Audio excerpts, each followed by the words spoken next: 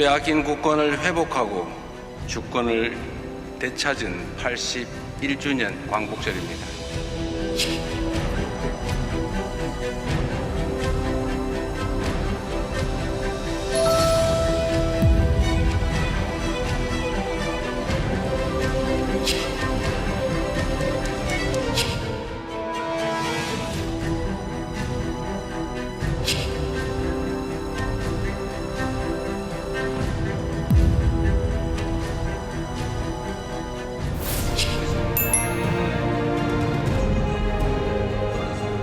국민과 함께 새로운 광복의 역사를 써내려 가겠습니다.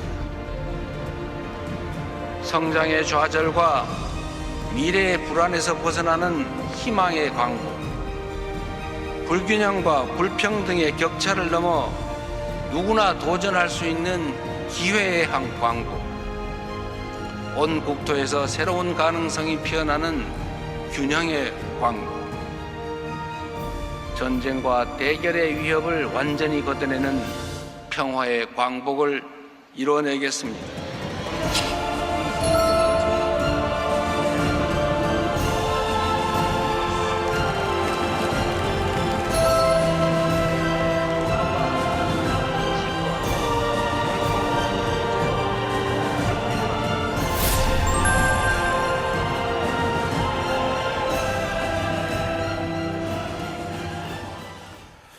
이재명 대통령의 행보부터 주요 정책에 대해서 자세하게 짚어보는 정책 주요 행보 정주행 시작해 보겠습니다. 호사카 유지 고려대 특임 교수 김성환 시사평론가 함께하겠습니다. 두 분 안녕하십니까? 네, 안녕하십니까? 안녕하세요. 자, 먼저 오늘 열렸던 국무회의 주요 내용 듣고 시작해 보겠습니다. 최근에 글로벌 안보 환경이 급변하고 있고 또 전쟁 양상도 재래식 전투와 테러, 사이버 공격 등이 복합작용하는 하이브리드 형태로 진화하고 있습니다. 이번 을지 연습 과정을 통해서 우리의 방위태세를 보다 면밀하게 점검 보완하고 또 국가의 총체적 위기 대응 역량을 한층 더 강화해 나가야겠습니다. 현재 대한민국은 세계 군사력 5위로 평가됩니다. 이러한 국방력을 좀 더 굳건하게 만들려면 작전 능력의 전방위적인 고도와 또 이를 함께 이뤄낼 인재 육성 체계를 갖추는 것이 필수입니다. 이를 위해서 전시작전권의 임기 내 완수를 차질 없이 추진해 나가야겠습니다. 견고한 한미동맹 또 자주적인 국방 역량 강화는 서로 필요 충분 조건입니다. 즉 동맹이 굳건해야 안보의 근간이 더 튼튼해질 것이고 또 우리 자신의 힘을 키워야 동맹으로서의 가치와 필요성도 더 커지게 됩니다. 자, 오늘 있었던 국무회의 주요 내용 김성환 평론가님 어떤 내용이 좀 있었습니까? 뭐 이제 영상을 통해서 네. 이미 보셨겠지만요. 지금 을지 국무회의입니다. 을지 국무회의입니다. 연습이라고 아마 들어보셨을 예. 거예요. 그러니까 전시사변이나 재난 같은 국가 비상사태가 났을 때 정부가 어떻게 대처해야 될지 비상대비 훈련을 하는 걸 그렇죠. 을지연습이라고 보통 예. 얘기하는데요. 그러니까 오늘부터 21일까지 3박 4일 동안 진행이 되고요. 네. 그러니까 한미 군당국이 유사시 한반도 방어를 위한 연례 연합훈련인 을지 자위의 방패 훈련은 어제부터 시작이 됐고요. 예. 이건 27일까지 진행이 됩니다. 그러니까 거기에 맞춰서 국무회의를 했기 때문에 이재명 대통령의 발언 내용이 자연스럽게 뭐 유사시 대비 이런 부분에 초점이 맞춰질 수밖에 없었던 네. 거죠. 그러니까 크게 세 가지를 얘기했는데요. 첫째는 군사작전 능력의 고도화를 언급을 했는데 앞서 영상에서도 보셨던 것처럼 우리가 세계 군사력 5위, 방산 능력 글로벌 4강 뭐 이렇게 4강. 예. 예. 그러니까 강한 국방력을 가지고 있지만 이걸 더 굳건하게 만들기 위해서는 작전 능력의 전방위적인 고도와 인재 육성 체계가 필요하다라고 하면서 이 대통령이 언급한 부분들이 몇 가지가 있는데요. 네. 이게 하나하나 전부 다 사실은 중요한 겁니다. 전시작전권 임기 내 완수를 정부 계획에 따라서 차질 없이 추진해 나가겠다. 네, 전작권 임기 내 완수. 네, 그리고 국군사관학교 창설 준비 흔들림 없이 진행하라. 네. 그리고 보다 건설적이고 굳건한 한미동맹의 미래를 상징할 핵잠수함 사업 추진에 또 속도를 내주기 바란다. 네. 이렇게 세 가지를 당부했습니다. 굵직굵직한 내용들이 있네요. 네, 맞습니다. 예. 그동안에 추진하는 과제였지만 네. 계속 흔들림 없이 속도를 내서 이 사업들을 추진해달라 이렇게 얘기를 했고요. 예. 둘째로는 재난 대비 강화도 주문했습니다. 그러니까 폭염 이후에 그러니까 가뭄, 그리고 이제 폭우가 또 주말간에 쏟아졌잖아요. 폭우가 있었어요. 경남 예, 남부지방. 지역에. 특히 예. 이제 거제 지역을 중심으로 네. 해서 지금 비 피해가 발생하고 있거든요. 한석수 국무총리가 현장에 직접 다녀오기도 했는데 차질 없이 수위를 입은 지역에 정부 차원의 그 지원을 해달라 이렇게 당부를 했고요. 예. 그리고 댐이나 저수지 또는 하천 제방 하수관로 같은 인프라를 극한 기후 재난까지 대비할 수 있도록 충분히 보강하라. 재난 예비, 그러니까 예보 체제도 좀 확실하게 한층 더 정교화하는 방안을 추진해달라 이렇게 얘기를 했고요. 예. 세 번째로는 글로벌 초격차 강국 실현을 위해서 국민의 권리를 대신 행사하는 정치권 모두가 긴밀히 협력하도록 하자. 차이가 아닌 같이 공통점을 찾아나가면서 국력을 하나로 모으자 이렇게 세 가지를 당부했습니다. 자, 여러 가지 국무회의에서 말씀을 좀 했는데요. 자, 본격적인 이제 8.15 강복절 얘기를 좀 해야 되는데 호사 교수님 좋은 소식이 있더라고요. 최근에 대통령 표창을 받으셨던데 축하드리겠습니다. 예, 고맙습니다. 네, 한번 이게 강복 80주년 기념 사업 추진하고 관련된 예, 것 맞습니다. 같은데 어떤 건지 한번 보여주시면 좋을 것 같아요. 예, 받은 것은 이러한 표창장. 내용이고요. 이재명 예. 대통령 명의로 예. 잘 받았고요. 뭐 훈장도 있는 것 같아요. 예, 이렇게 우와.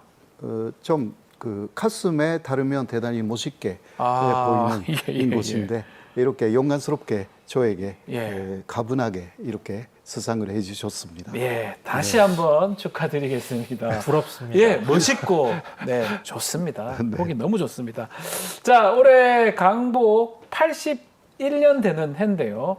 지난 15일 강복절 경축식 열렸는데 대통령이 어떤 메시지를 내놓는가 큰 관심이 되는 상황인데 올해 대통령 강복절 경축사 어떤 내용이 담겨져 있었습니까? 예년마다 광복절 경축사를 대통령이 발표할 때마다 가장 큰 관심은 전직 대통령들 기억이 다 납니다. 네, 맞습니다. 예. 그러니까 남북 관계에 대한 언급, 네. 그리고 이제 일본과의 대일 관계에 대한 언급, 그 그렇죠. 두 가지가 어떻게 나오느냐 여기에 좀 초점이 맞춰질 수밖에 없는데요. 이번에 이재명 대통령이 한국 전 종전과 평화체제 구축을 위해서 당사자들 간의 논의를 시작하자 일종의 이제 남북 간 대화를 하자라고 제안을 했습니다. 남북 대화요. 예, 그러니까 네. 북미 관계 진전을 계기로 남북 관계를 풀어보겠다는 피스메이커 전략을 넘어서서 네. 그러니까 직접 전쟁 당사자라고 할 수 있는 남북 미중이 함께하는 다자 대화를 추진하자라는 네. 제안을 해서 굉장히 큰 관심을 받았습니다. 그리고 대일 메시지도 관심을 많은 분들이 아마 가졌을 텐데요. 네. 한일 관계 역사에는 갈등도 있었지만 김대중 오부치 공동선언과 같은 그런 예. 용기와 진정성을 토대로 미래를 함께 열고자 하는 노력들이 있었다. 그러니까 일본과도 앞으로 계속 관계 개선을 했으면 좋겠다라고 네. 하는 의지를 밝혔고요. 이제 과거사에 대한 언급이 있었느냐 이 부분에 대해서도 관심이 있을 수밖에 없는데요. 과거사 부분이요. 그러니까 앞으로 이제 한일 간에 네. 굳건한 이제 그 관계들을, 그러니까 동맹 간의 관계들을 계속 맺어나가는 것은 이제 변함이 없겠지만 네. 다만 두 나라 국민 간의 굳건한 신뢰가 필요하다. 신뢰란 상대의 아픔을 이해하고 서로에게 공감하는 진정성으로부터 나오는 것이다. 라면서 역사 문제에 대한 일본의 적극적인 대응을 또 촉구하기도 했습니다. 자, 대통령의 광복절 경축사 이처럼 다양한 내용이 담겼는데요. 아무래도 강복절이다 보니까 지난 역사 또 한일 관계에 대한 메시지가 관심이 갑니다. 일단 구체적으로 어떤 내용이 담겼는지 직접 듣고 이야기 다시 나눠보겠습니다.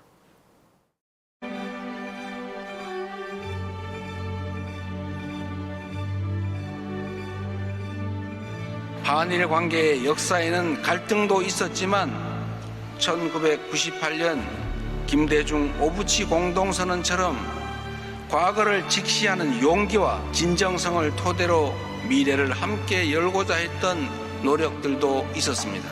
한일 협력이 어느 때보다 중요한 지금 우리가 만들어갈 새로운 한일 관계의 빛은 역사의 그늘 속에서 여전히 아픔을 감내하고 계신 분들께 따뜻한 온기가 될 수 있어야 합니다. 그렇게 한층 두터운 신뢰 위에서 가깝고도 먼 이웃이 아니라 가깝고도 또 가까운 이웃으로서 평화와 번영의 새로운 60년을 함께 열어갈 수 있기를 기대합니다. 자, 교수님. 한일 관계 또 관련해서는 실용적 국익 외교 중점을 두고 있는 것 같은데 이번 메시지 어떻게 보셨을까요, 교수님은?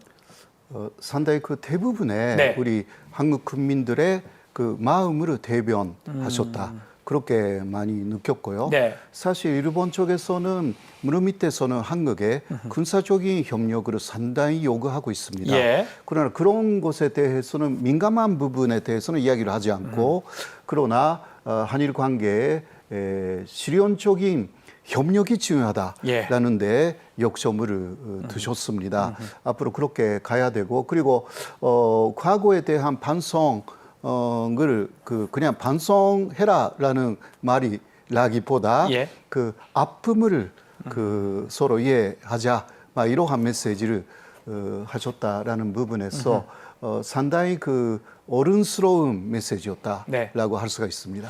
네, 실용적인 국익 외교, 또 국익을 위한 미래지향적 관계 이 얘기도 있었습니다. 그렇지만 굳건한 신뢰를 위해서 진정성도 있어야 된다 이런 얘기도 있었는데요. 예를 든 게 김대중 오부치 공동선언입니다. 이거 좀 설명을 해주셔야 될 것 같아요.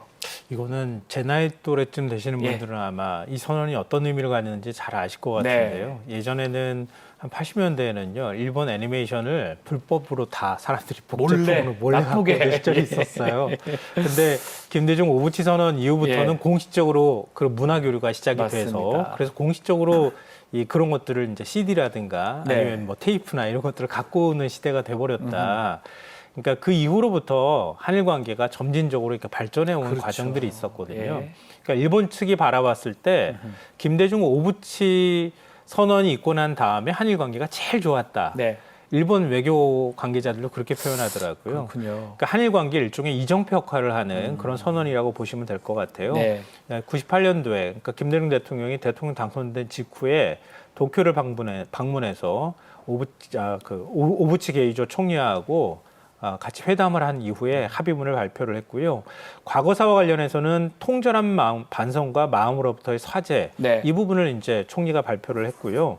거기에 김대중 대통령은 과거에만 머물지 말고 미래지향적 한일 관계를 만들자라고 하는 의미에서 교류 협력을 확대하겠다라고 얘기를 했습니다. 그래서 네. 경제, 문화, 안보, 인적 교류 등 다방면에 있어서 한일 간의 전면적인 교류가 그때부터 시작이 됐다고 생각하시면 될 것 같아요. 네. 그래서 한일 관계를 역사적으로 한 단계 도약시킨 선언이다라고 하는 의미에서 앞서 제가 말씀드렸던 것처럼 한일 관계의 이정표 역할을 지금도 역시 하고 있는 굉장히 중요한 선언이라고 보시면 될 것 같습니다. 호사 교수님, 예. 그 98년 오부치 선언, 김대중 오부치 공동선언 할 때 일본 분위기는 좀 어땠었어요? 일본의 분위기는 먼저 그 김대중 대통령에 대한 예. 그 지대한 관심이에요. 관심을 가졌군요. 왜냐하면 예. 김대중 대통령이 일본에서 상당히 민주화 운동을 하셨고, 맞습니다. 그래서 김대중 대통령을 지지하는 일본인들도 대단히 많은 상황이고, 네. 그리고 과거에 그 김대중 대통령에 대해서 상당히 그 일본 정부 자체가 문제를 일으켰다라기보다 좀 가만히 있었던 거죠. 거기 그 납치 사건 때 납치의 사형까지 선고되고 거의 그 그랬었는데. 일본이 배후에서 조금 알고 있는 부분들이 있었는데 예. 그래서 김대중 대통령이 와서 무슨 이야기를 할까 굉장히 무서워하고 있었어요. 무서워하고 있었군요. 그리고 오히려 전면적으로 협력을 합니다. 반대로. 와. 예.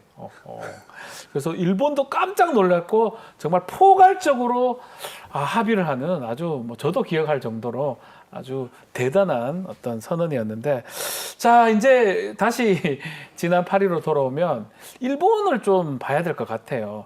우리한테는 강복절이지만 8월 15일이 일본한테는 패전일 아니겠습니까? 맞습니다. 다카이치 총리 지금 추도사에서 과거사에 대한 반성이 좀 빠졌다고 하는데 이건 어떻게 봐야 됩니까? 아무래도 그 일본에는 특히 그 자민당 쪽의 노선에는 두 가지가 있는 거죠.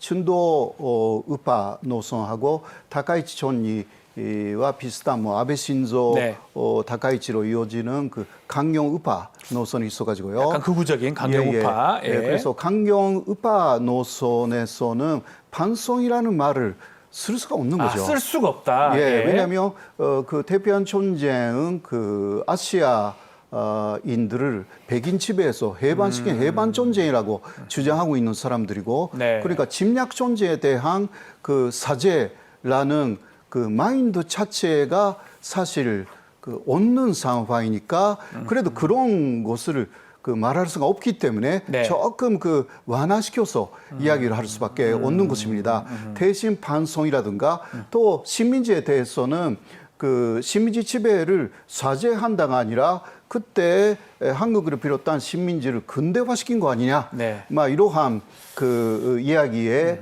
질발점이 되는 사람들이 폐경에 있는 그런 가운데서 나온 다카이치 일본 전이기 때문에 네.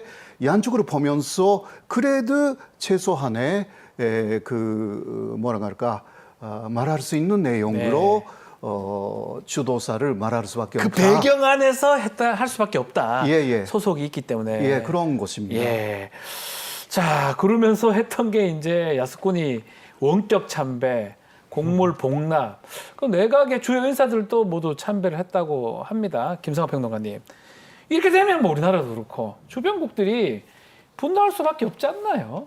그렇죠. 야스쿠니 예. 신사를 뭐 직접 가서 그 참배를 하지는 않았다 하더라도 뭐 원격 참배 이렇게 얘기하셨지만 한 500m 떨어진 주차장에서 제 옆에. 예, 뭐 참배를 대신하는 뭐 이런 예. 모습을 보이기도 했고요. 뭐 총리 이름으로 복납을 하긴 좀 그러니까 네. 자민당 총재 이름으로 복납한다거나 이렇게 우회적으로 하는 모습을 보였기 때문에 당연히 주변국이 반발할 수밖에 없는 그러니까요. 상황이고요. 예. 그러니까 우리 정부도 외교부 대변인 명의로 비판 논평을 냈고요. 역사를 망각한 시대착오적인 행위를 한 데 대해서 개탄을 금할 수 없다 이렇게 밝혔습니다. 그리고 직접 참배한 사람들이 있는데요. 그러니까 고이즈미 방위상을 비롯해서 현직 강요 4명은 직접 그 가서 야스쿠니를 참배를 했습니다. 네. 이 부분에 대해서 이민경 외교부 아시아 태평양 국장이 주한 일본 대사관 총괄공사를 초치해서 예. 강력하게 항의하고 유감을 표명했고요. 네. 또 지금 고이즈미 방위상이 참배를 했다고 말씀드렸잖아요. 네. 그래서 국방부 차원에서도 국방부 정책반이 나가요시 다케시 주한 일본 방위 주재관을 또 국방부로 초치를 해서 강력히 항의를 하기도 했습니다. 또 중국 정부도 가만히 있지 않잖아요. 중국은 더 하죠. 네, 예. 그러니까 전후 국제 질서에 대한 도발이다 이러면서 강력히 반발하는 그런 이제 모습을 보이기도 했습니다. 네. 자, 더 나아가서 지금 다카이치 총리가 전쟁 가능국으로 가기 위해서 개헌을 추진하고 있다. 이런 얘기가 있습니다. 교수님, 현재 어느 정도 단계까지 와 있을까요? 사실 그 자민당하고 예. 지금 연정을 하고 있는 그 일본 유신회 네. 하고는 그 합의가 있어가지고 예. 그 앞으로 개헌을 할 때는 4가지를 중심으로 하자. 4가지. 하나는 그 예. 일왕을 지금 그 국가의 상징 아닙니까? 일왕. 예. 그것을 그 국가원수로 다시 그 승격시키겠다. 예. 그리고 두 번째는 계엄령. 우리가 말하면 계엄령, 긴급사태 조항이라는 이름으로 네. 계엄령을 부활시키겠다. 지금 일본 헌법에는 그건 없습니다. 예. 메가도가 없앴기 때문에. 네. 그러나 그것을 존재하기 위해서는 계엄령을 그 발동하지 않으면 안 되지 않습니까? 예. 그것을 집어넣겠다. 계엄령도. 세 번째가 자위대를 명기하거나 혹은 자위대를 정확하게 일본군으로 개편하겠다. 이름을 일본군으로. 예. 예, 그리고 네 번째가 지금 국회의원의 3분의 2 이상이면 네. 그 헌법을 개정할 국회 8위가 예. 가능하지 않습니까? 예. 그것을 국회의원의 2분의 1로 해가지고 과반수로. 언제라도 헌법을 개정할 수 있게 예. 이번에 한 번으로 끝나지 않고 계속 개정할 수 있게 한다. 이게 4가지가 네. 이미 아베 신조 때 확정이 되었고요. 예. 그것을 그대로 개선하고 있는 것이 그 다카이치 내각이고 그리고 4월에 자신의 취임 기간 안에 그 헌법 개정을 하겠다. 그러한 이야기를 하고 기타 여러 가지 법안을 헌법 개정을 하기 위한 하나의 도대로서 만들어 나가고 있는 상황입니다. 지금 헌법에 일본 평화헌법 같은 것들을 바꾸기 위해서 조금 완화시킨다 이 말씀으로 지금 들립니다. 그리고 최근에는 지금 비핵 3원칙 이것도 바꾼다는 움직임이 나타나고 있다고 하는데 맞습니다. 어떤 내용인가요? 예, 이것은 그 비핵 사무원직이라는 것은 네. 일본에서는 그 핵을 갖지도 않고 만들지도 않고 또 반입하지도 않는다. 그러나 다카이치 정권이 돼가지고 특히 지난 12월 중순에는 다카이치의 측근이 임명을 조건으로 네. 메이저 이렇게 정도의 언론사를 모아놓고 일본도 앞으로 핵을 가질 것이다 이런 이야기를 합니다. 핵을 갖는다. 예. 정확하게 이야기를 했고 네. 이것은 그 다카이치의 의향 이럴 가능성이 충분히 있는 것이고, 그 다음에 비핵 사무원직이라는 것을 역대 총리는 계속 그 지금도 그 지키고 있고 앞으로도 지키겠다라고 이야기를 했습니다. 예. 여러 가지 성명을 낼 때는요. 그러나 이번에 히로시마라든가 나가사키에 원폭 주도식이 있었지 않습니까? 그리고 국회에서도 다카이치 일본 총리는 지금은 견제하고 있다. 그러나 앞으로 견제하겠다라는 이야기를 절대 하지 않았습니다. 네, 이런 부분은 일본 사람들이 볼 때 앞으로는 이거 지키지 않을 때가 올 것이다. 이미 말하고 있는 것이다. 라고 이야기를 하고 있고요. 그리고 또 핵뿐만이 아니라 살상 무기를 수출할 수 있게 현재까지는 헌법적으로도 법적으로도 안 됐는데 그것을 가능하게 4월에 만들었습니다. 그거는 옆에 있는 한국이 방위 산업이 엄청나게 발전하고 있고 그것을 옆에서 보는 일본이 배가 너무 아팠다라는 이야기도 있어요. 그리고 또 세계가 지금 전쟁 상태가 되어 있는 그런 지역이 많아졌기 때문에 일본이 이때 방위 산업에서도 많은 실력을 발휘해야만이 또 연장선상에서 헌법을 개정하여서 일본군을 움직일 때 오히려 세계가 어떤 면에서는 상당히 신뢰를 둘 수가 있다. 이런 거 생각하고 있는 거죠. 자, 이런 거 보면 핵도 그렇고요, 살상무기도 그렇고, 헌법 바꾸는 것도 그렇고, 일본의 이런 태도, 이게 진정한 미래지향적 관계가 이루어질 수 있느냐 의문이 드는데 김성환 평론가 어떻게 보십니까? 근데 국제사회가 다 우려했던 거죠. 네. 일본은 이제 전쟁이 가능한 보통 국가로 나가려고 하는 움직임을 계속 보이는 거잖아요. 근데 조금 더 역사를 거슬러 올라가면 일본은 태평양 전쟁을 일으킨 전범 국가입니다. 맞습니다. 그렇기 때문에 지금 평화헌법 조항을 만들어 놓은 거거든요. 일본은 외부에서 공격하지 않는 한 어느 누구도 공격할 수 없다. 그러니까 자위적 방위 조치만 가능한 국가다. 그리고 군대도 둘 수 없다. 이게 이제 기본적인 어떤 국제사회 합의된 내용이라고 볼 수 있는데 그걸 다 헌법을 개정해서 일본도 무기도 스스로 재무장도 하고 어떤 분쟁이 이런 것들을 발생했을 때는 일본도 전쟁이 가능한 국가로 만들겠다고 하는 건 동북아 질서 힘의 균형 자체가 깨질 수 있기 때문에 굉장히 우려스러운 움직임이라고 밖에 볼 수가 없는 거죠. 근데 문제는 이제 미국은 일본의 그런 재무장을 사실상 용인하는 형태로 가고 있다는 거예요. 근데 그러면 우리가 한미일 삼각 동맹 뭐 이렇게 또 군사 동맹도 얘기하지만 그 한 축이 바로 우리라는 거예요. 그렇죠. 그러니까 우리의 태도가 매우 중요하다고 하는 거죠. 근데 지금은 이게 점점점 우리도 좀 완화되는 형태로 가고 있긴 한데요.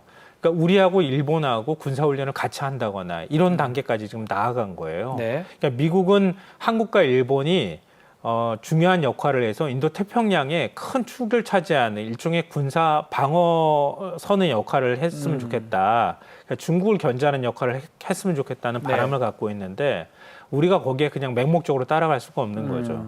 그러니까 적당한 일종의 균형을 잡아주면서 우리가 거기에 조금씩 나아가는 모습들을 보여야 할 것 같고요. 평화헌법 개정하는 문제에 대해서는 우리도 절대 용인할 수 없다고 하는 태도를 바꾸기는 어려울 거라고 봅니다. 자, 평화헌법 바꾸는 거, 비핵 원칙 변경하는 거. 교수님, 일본 국민들의 반응은 어떨까요? 일본 국민들은 아무래도 우크라이나 전쟁도 있었고 또 최근에는 호르무즈 해협 문제라든가 이스라엘 쪽의 문제도 있고 그리고 대만 유사시 혹시 그거 있을지 모른다. 이러한 주변의 상황이 너무 전쟁이 많아지고 있다라는 것으로 일본 국민들도 조금씩 자위대를 전시 군대로 하는 것은 어쩔 수 없는 것이 아닌가. 찬성이 조금 더 많은 것 같아요. 이것은요. 어떤 이야기냐고 하면 각 여론조사에서 조금씩 그 차이가 좀 있는데요. 아하. 그러니까 이거는 뭐 대충 그 이천도다인데 그러나 65% 찬성이 나온 것도 있습니다. 65% 찬성도 있다는 거죠? 그 일본経済신문이 예. 6월쯤에 한 여론조사에서는 그렇게 나왔고요. 근데 그러나 그것은 자위대가 지금 있는데 그게 지금 그 헌법에 자위대라는 규정이 없다. 그러니까 자위대를 명기하자. 그런 식으로 질문하면 여론조사에서 그거 지금 갖고 있으니까 예. 그거는 해야 되는 거 아니냐? 예. 더 많이 나오겠네요. 예, 65% 그래서 나왔어요. 예. 그러니까 자민당은 그런 식으로 먼저 하고 아하. 그런 식으로 조금씩 바꾸겠다라는 게 좀 있습니다. 근데 이게 뭐 단순히 네. 일본의 재무장이나 보통 국가로 가는 그런 문제가 아니라 일본이 그렇게 가버리면 예. 북한은 지금 이미 핵보유국이나 다름이 없잖아요. 그러니까요. 그 사이에 그럼 우리는 어떻게 해야 될 어떡하냐는 것이냐. 거예요. 아까 이재명 대통령이 을지연습과 관련해서 이제 을지국무회의 때 했던 발언도 사실 거기에 연관이 돼 있는 거란 말이에요. 일본이 비핵 3호 측을 스스로 깨고 핵보유국이 가능한 국가가 되어버리면 우리도 그런데 자극을 받을 수밖에 없는 네. 거예요. 왜냐하면 북한은 핵을 이미 갖고 있기 때문에. 때문에.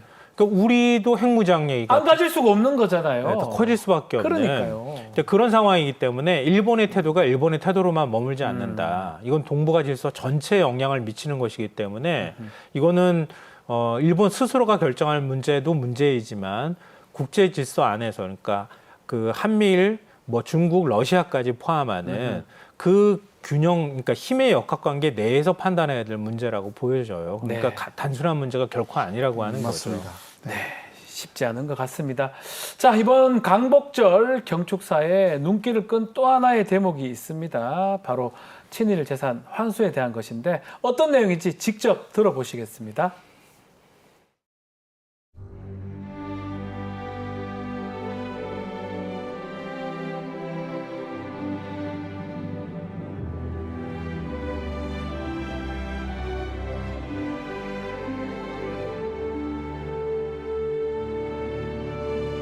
지난 6월 2일 친일재산 귀속법이 공포된 만큼 친일 반민족 행위자들이 부당 축적했던 재산을 조사 환수하여 역사에 대한 확실한 책임을 반드시 묻겠습니다. 국가에 귀속된 친일 재산을 더욱 책임있게 관리하여 그 재원이 독립유공자와 유가족에 대한 예우와 지원에 온전히 쓰일 수 있도록 만들겠습니다. 잘못된 역사의 유산을 바로잡고 독립을 위해 헌신한 분들의 명예와 삶을 지켜내는 일에 국가가 가진 온 역량을 투여하겠습니다. 네, 호사카 교수님, 대통령이 얘기한 친일재산 귀속법, 구체적으로 어떤 법인가요? 어떤 내용인가요? 예, 사실 그 16년쯤 전에도 네. 그러한 법이 통과가 됐습니다. 그러나 그때 법의 한계가 좀 많이 드러났다라는 거죠. 예. 예를 들면 그러한 재산을 계속 매각하고 또 매각되고 계속 그러면 이제 환수가 안 되게 되어 있었습니다. 근데 그러나 그것을 개정해서 아무리 매각해서 다른 사람에게 양도가 된 그러한 재산도 환수할 수 있다. 이런 식으로 그게 뭐 그렇지라고 저는 보고 있는데요. 네. 그렇게 해도 적어도 250억 정도의 재산이 환수가 될 것이다. 막 이런 식으로 그 관측하고 있는 거죠. 예측하고 있는 것입니다. 자, 이게 2기입니다. 이번 2기인데 지난 1기 말씀을 하셨는데 특별히 다른 점이 좀 있을까요? 그러니까 그동안에 시간이 예. 많이 흘렀잖아요. 예. 물론 우리가 광복을 기준으로 해서 따졌을 때는 훨씬 더 많은 시간이 지금 한 70년 이상의 그렇죠. 시간이 흐르긴 했는데 예. 그러니까 우리가 역사 청산은 제대로 이루어지지 못했잖아요. 근데 친일 행위자를 처벌하지도 못했고요. 맞습니다. 근데 그 많은 시간들이 흐르고 난 다음에 다시 친일 행위자를 처벌하기는 어렵잖아요. 이미 다 뭐 사망하거나 그랬기 때문에. 그렇죠. 그렇다면 그들이 부정하게 축적한 재산만이라도 환수를 하는 게 그 역사의 정의에 맞다 이렇게 판단을 한 거고요. 그러니까 일기도 위원회가 있었는데 위원회에서 친일 재산을 확인하고도 환수를 못하는 경우가 생겼어요. 왜냐하면 그러니까 친일 재산을 확인했지만 이미 다른 사람한테 매각하거나 이렇게 했을 경우에는 그 사람으로부터 환수할 방법도 없었단 말이에요. 네. 근데 이기위원회의 경우에는 그러니까 위원회가 조사를 해서 만약에 친일 재산으로 확인됐다, 친일 부역자가 부정하게 축적한 재산이라고 확인됐다고 하면 그걸 처분했더라도 그 처분의 대가까지 환수할 수 있도록 대가까지. 법조항이 만들어졌어요. 예. 그러니까 친일 재산들을 누구한테 숨기기 위해서 매각한 경우까지 전부 다 환수가 가능해졌다라고 보시면 될 것 같습니다. 자, 친일재산 기속 최근 이슈가 되는데, 자, 배우 하영 씨 증조부 논란, 이것도 관심을 되게 받고 있습니다. 김상현 평론가님, 배우 하영 씨 논란, 이게 지금 일본 언론까지 관심 갖고 있다고 하는데 간략하게 좀 설명해 주십시오. 그러니까 이게 연자제와 또 관련이 돼 있기 때문에 그 일종의 이제 손자라고 할 수 있잖아요. 네. 하영 씨가 배우. 자손이죠, 자손. 네. 그러니까 네. 그 사람한테까지 친일 행위에 대한 책임을 묻는 건 너무 가혹한 것 아니냐 네. 이렇게 얘기를 하는데 그건 잘못된 접근법인 것 같고요. 본인 스스로가 자랑을 한 거예요. 제 조부가 네. 최초의 한국의 양의였고 예. 독립운동을 한 것처럼 말하고 나니 근데 실제로 보니까 안상호는 전혀 다른 사람이었다. 이제 이런 그러니까요. 실체가 드러났던 예. 거죠. 그동안에 그러니까 역사적인 평가를 제대로 안 받은 상태에서 그 자손들조차 조부가 친일 행위를 했는지 안 했는지도 모를 정도의 상황이 됐다라는 상징적인 의미가 좀 있어 보이고요. 예. 그럼 어떤 친일 행위를 했길래 이렇게까지 반발이 뭘 한 커지느냐. 거예요? 저도 찾아보고 사실 예. 좀 놀랐어요. 예. 그러니까 친일 단체인 대종 친목회라는 곳이 있었거든요. 그러니까 친일 부역자들의 모임이라고 할 수 있는데 대종 친목. 예, 여기에 평의원 명단에 이름을 올린 사람이고요. 안중근 의사가 이토 히로부미를 척결한 뒤에 네. 서울에서 일제가 추모 대회를 열었을 때 그때 추모 준비위원회에 이름이 또 올라가 있기도 한 인물입니다. 그리고 매국노 이완용이 피습을 당한 적이 있어요. 그때 그 공격을 한 예. 사람이 누군지 혹시 이름은 아시겠어요? 이재명이 똑같죠, 대통령. 맞습니다. 이재명 지사입니다. 한자까지 똑같은 거. 예, 그렇죠. 예. 그러니까 이재명 있을 지사가 때, 군밤 장수로 변장을 예. 해서 추도식 마치고 인력거를 타고 나오는 이완용의 허리와 어깨를 세 번 정도 칼로 찔렀거든요. 근데 그때 살렸던 의사 중에 한 명이다. 아, 의료진이었군요. 뭐 그거는 뭐 사실 의사라면 그래도 이완용이라면 좀 근데 이제 많은 예. 분들이 이번에 아시겠지만 그러니까 조선 총독부 기관지 역할을 한 매일신보에 네. 그러니까 안상호 가족의 내선일체 모범 사례가 이제 봤어요. 실렸는데요. 예. 나는 일본 사람과 똑같다. 예. 조선 옷은 한 벌도 없다. 예. 음식도 매운 것은 조금도 못 먹는다. 이렇게 얘기를 했는데 안상호의 부인이 안상호가 일본에 유학하고 그럴 때 만났던 일본 여성입니다. 그러니까 그 일본 여성은 시골에서 일가들이 찾아오면 어떻게 하느냐 이런 질문에 찾아올 일가가 없다. 조선 사람과 상종하는 일도 없다. 뭐 이런 얘기를 했던 기록이 좀 남아있기도 합니다. 그러니까 그러다 보니까 하영 씨가 좀 문제가 되는데 그러다 보니까 또 좀 조상들을 좀 확인해야 된다. 저는 뭐 확인해 보니까 다 농사지어서 가지고 뭐 별 관계 없을 것 같은데 부모님들이 좀 가르쳐 줘야 된다 이런 얘기도 있더라고요. 그러니까 그건 중요한 문제인 것 같아요. 알려줘야죠. 그러니까 하영 씨만 개인적으로 공격하는 문제에서 그쳐서는 안 된다. 그러니까 여기서 그치는 문제가 아니고 네. 우리가 제대로 된 교육을 받아야 될 필요가 있다. 그렇죠. 이런 거고요. 근데 그러다 보니까 이번 일을 계기로 해서 국내 최초 족보 전문 사이트라고 하는 곳이 있더라고요.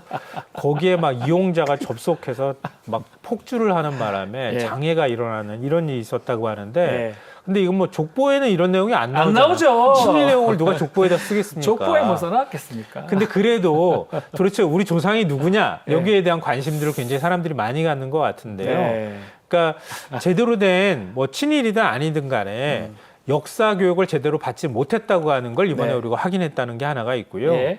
그 부정하게 축적한 재산에 대해서 국가가 제대로 환수하는 작업을 못했다고 하는 게 지금 이번에 친일 부역자들 재산을 환수할 수 있는 국가 재산으로 귀속할 수 있는 특별법이 이제 시행에 들어간다고 하는 것도 또한 역사적으로 상징적 의미가 있는 거 아닌가 싶습니다. 맞습니다. 자, 대통령의 광복절 경축사 중 관심이 가는 또 하나는 한반도 평화와 관련된 내용입니다. 특히 종전에 대해서 언급을 해서 앞으로 행보가 주목이 되는데요. 어떤 내용이었는지 들어보시겠습니다. 전쟁을 종식하고 한반도의 불안정한 정전 체제를 평화 체제로 바꾸는 여정에 나설 것입니다. 서로에 대한 상호 위협 의사를 내려놓고 아주 오래된 전쟁을 끝내기 위한 당사자들 간의 논의를 시작합시다.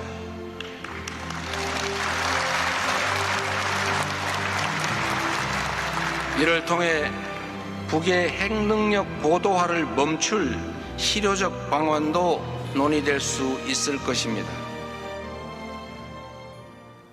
자, 오래된 전쟁을 끝내기 위해서 논의를 시작하자, 종전 논의하자는 제안인데 아무래도 한국, 북한, 미국, 중국 사자 대화가 될 것 같아요. 예, 맞습니다. 예. 그 전에는 6차 회담이라는 게 있었지 육자가 않습니까? 일본도 예. 러시아도 러시아, 가고요. 예. 네, 그때는 6자였지만 사실 당사자라는 것은 네. 그 6.25의 당사자는 사실은 4개 네 개 나라죠. 예. 나라 지금을 그렇게 할 따지면, 수가 예. 있으니까 예. 그래서 또 이러한 제안이 나오면 일본 쪽에서 뭐 러시아도 아마 마찬가지일 것이고 우리도 들어가겠다 러시아도? 이런 이야기 예. 조금 나올 것 같은데요. 예. 네, 그러나 아무래도 당사자끼리라고 하면 그 4개 국가가 실제로 뭐 국가라고 하면 안 되는 네. 부분들이 아직 있지 않습니까? 예. 그 사자가 예, 진짜 사자가. 토론을 해가지고 네. 이 문제를 그 전식시켜야 한다 그렇게 생각을 합니다. 네. 이것은 그 문재인 시대에도 마지막에 천전 선언라고 하여서 조금 있었던 부분이 아닐까 생각합니다. 예. 자, 북한의 반응이 좀 있는지 궁금하고요. 또 중국의 왕이 부장이 곧 방한할 것이다 알려졌는데 이 자리에서 관련 논의가 진행될까요? 이 사자 회담이라고 할 수 있는 거. 그러니까 금방 속도가 무지는 않을 예. 텐데요. 트럼프 대통령의 언급은 이제 주목해 볼 필요가 네. 있을 것 같아요. 그러니까 김정은 국무위원장이 북미 대화 요청에 응답했다. 예. 이렇게 지금 얘기를 했거든요. 그러니까 뭔가 북미 간에 물밑 접촉이 있는 것 아니냐, 이제 이런 관측이 나올 만한 상황이고요. 네. 어제는 헤그세스 국방장관한테 한미 연합훈련 축소하라고 지시했고, 줄이라고 지시를 내렸대요. 이게 2018년 상황하고 약간 좀 겹치는 측면이 그러니까요. 있어요. 예. 거기 이제 내일 아마 방한할 것으로 알려져 있는데요. 왕이 외교부장이 방한했을 때 온다면. 그때 중국의 역할 이런 부분에 대해서 이재명 대통령이 언급을 하거나 중국 쪽의 반응이 나올 가능성이 있고요. 그리고 다음 달에는 또 시진핑 주석이 미국을 또 방문을 합니다. 맞습니다. 이렇게 하면서 숨가쁘게 저 한반도를 둘러싸고 있는 국가들이 굉장히 긴밀하게 뭔가 움직이는 듯한 모습이 나온다는 거예요. 근데 이러다가 뭔가 사고가 크게 터지는 일들이 좋은 의미의 발생하잖아요. 사고면 좋죠. 그렇죠, 그렇죠. 예. 그러니까 북미 직접 대화든 간에 지금 이재명 대통령이 사실상 제안했다고 하는 다자회담이든 간에 네. 뭔가 현 상황을 바꾸기 위한 네. 노력들이 있을 가능성이 있다. 이런 아하. 부분에 대한 관심이 좀 커지고 있고요. 뭐 트럼프 대통령 입장에서도 이란과 협상이 좀 교착 상태라고 볼 수 있잖아요. 근데 더 상황이 악화되지는 않는 이런 상황이기 때문에 11월 중간 선거를 앞두고 뭔가 북미 회담을 통해서 외교적 성과를 쌓아야 하는 이런 상황하고도 맞물려서 당분간 한반도에 큰 뭔가 이벤트가 열리지 않겠느냐라고 하는 기대감이 지금 커지고 있는 상황입니다. 네, 남북 문제까지 이야기를 나눠봤습니다. 자, 지금까지 정주행 함께했습니다. 함께해 주신 두 분 말씀 잘 들었습니다. 감사합니다. 고맙습니다.